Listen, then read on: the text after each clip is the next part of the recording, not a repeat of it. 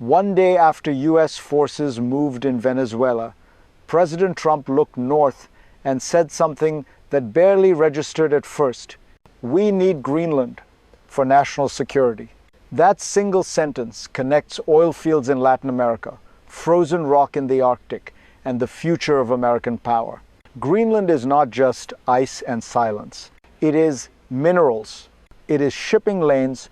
It is radar, missiles, and supply chains that decide who wins the next century. Rare earths buried under melting ice, new sea routes opening as the planet warms, and global rivals watching every move. This is not about buying land, and it is not about military bravado. It is about whether the United States can secure the materials its economy and defenses depend on without handing leverage to China. If this sounds distant, stay with me, because what happens in Greenland will shape prices, security, and power far beyond the Arctic.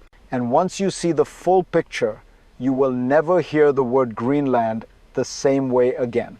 But to understand why this matters now, we need to step back and look at the problem the United States is quietly trying to solve. At its core, this is a problem of dependence. The United States runs on materials it does not fully control. Rare earth elements sit inside fighter jets, satellites, electric vehicles, and precision weapons. And for years, one country has dominated their supply, China. That dependence stopped being theoretical in 2025 when export controls on heavy rare earths rippled through Western industries. Automotive production slowed. Manufacturers faced delays. Supply chains that looked efficient suddenly looked fragile. Washington took notice.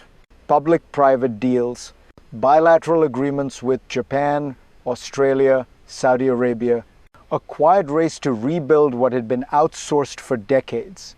But rebuilding supply chains is not just about factories. It is about geology. And geography, that is where Greenland enters the equation. An Arctic island with some of the world's largest untapped rare earth deposits, no active rare earth mines, and a location that sits at the intersection of resources, climate change, and security. To see why Greenland became unavoidable, we need to understand how history, climate, and Arctic strategy collided to bring us here. For most of modern history, Greenland was valuable not for what lay beneath its ground, but for where it sat on the map. During World War II, the United States built air and naval bases there to defend the North Atlantic. In the Cold War, those bases became early warning shields against Soviet missiles. That logic never disappeared. Today, the Pituffik space base, once known as Thule, remains the northernmost US military installation. Its job is simple and unforgiving: missile detection, missile defense, space surveillance. But something else has changed. The Arctic is melting, and with it, the rules of access. Only a fraction of Greenland is ice-free today, and the climate remains brutal. Temperatures plunge below -40, mining seasons are short, logistics are punishing. Yet warming temperatures are doing what geopolitics could not. They are opening land and water. New shipping routes are emerging across the Arctic, routes that could one day link East Asia and Europe thousands of kilometers faster than today's paths. Greenland sits directly along that future corridor. And once geography shifts, power follows. That shift set the stage for the first real shock. The first shock came not from a mine, but from money. In 2019, the United States moved quietly. It signed an agreement with Greenland to map rare earth and critical mineral potential. Science on paper, strategy beneath the surface. But the agreement stalled. Renewal efforts failed, and the window narrowed. Then, in 2025, something unusual happened. The U.S. Export-Import Bank sent a letter of interest for a $120 million loan. Not at home, but overseas. The target was the Tunbridge rare earth project in southern Greenland. If approved, it would mark the first time Washington directly financed a foreign mining project. That move carried weight because it signaled that rare earths were no longer just a trade issue. They were a security issue. And it sent a message to allies, to markets, and to rivals that Greenland was no longer peripheral. If you find this moment revealing, pause here and think about why governments rarely move this directly unless the stakes are far higher than they appear. But money alone does not unlock power. To understand the real obstacle, we need to look beneath the surface at the system holding Greenland back. What holds Greenland back is not a lack of minerals. It is a system built for scarcity, not scale. Greenland has some of the world's largest rare earth deposits, but it has almost no roads.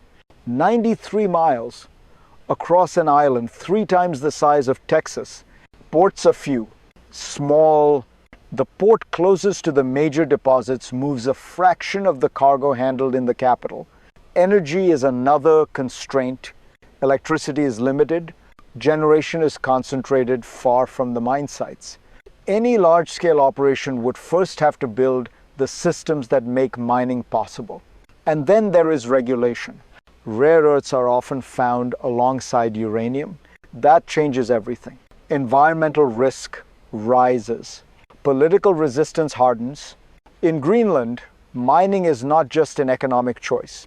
It is a cultural and political one. Rules have shifted. Permits have stalled. Projects have entered courtrooms instead of construction sites. This is the hidden mechanism, not geology versus technology, but ambition versus infrastructure, security goals versus social license. And once that tension became unavoidable, it triggered the second crisis. The second crisis did not come from Washington or Beijing. It came from Greenland itself. In 2021, voters turned mining into a national referendum. Environment versus extraction, health versus revenue, sovereignty versus speed. The election changed everything. A new government moved quickly to ban mining projects tied to uranium. That single decision froze one of the world's largest rare earth deposits in place. Kvanefjeld, a site rich in heavy rare earths, a site technically viable, and now politically radioactive. The ban triggered lawsuits, billions of dollars in claims, years of uncertainty. At the same time, another reality pressed in. Without investment, Greenland's options shrink. Infrastructure does not build itself. Economic independence remains theoretical.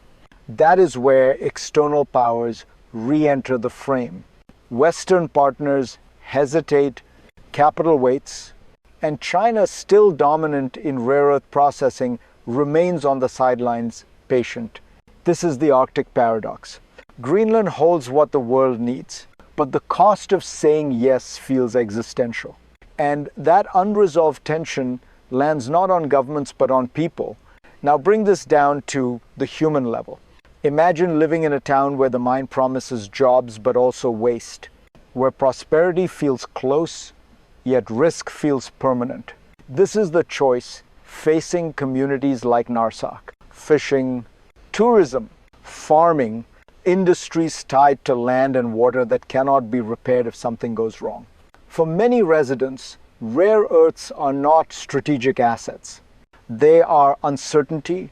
That is why opposition grew from the ground up. Farmers, fishermen, families, not anti-development, but unconvinced.